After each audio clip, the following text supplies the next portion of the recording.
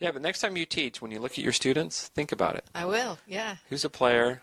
Who's a pupil? Who's a participant? Who's a Who's a prisoner? And do you find that you have like an even distribution of those four types within any one class, or? No, usually you'll have a couple players.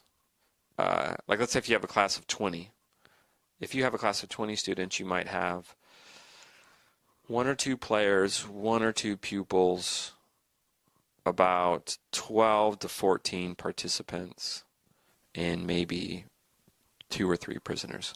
It was interesting, as you were giving those definitions, students' names and faces would come into mind. Oh yeah, he's just described. Oh yeah, that's her. Yeah, I could see how they would fit into the. See, it works. Categories. It does. But how does it help you teach them? I think it does help you teach. Like, you know that how to deal with everyone differently, right? So, like a prisoner, for example, you just have to have a lot of empathy.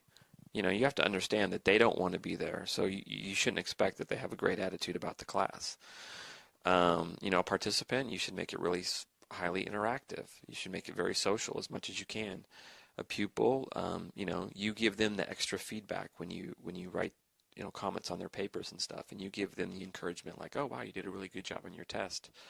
A player, you know, because I'm a language teacher, I try to talk with them a lot, like almost cordial, like a friend, so that they have a lot of personal interaction.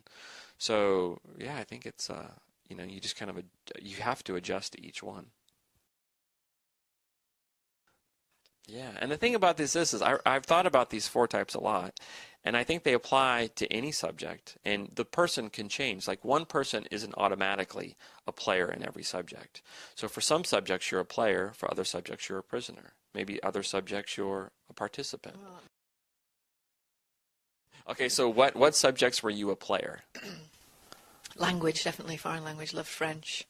I did Latin at school as well. It's quite unusual, but enjoyed it. And a prisoner? A prisoner.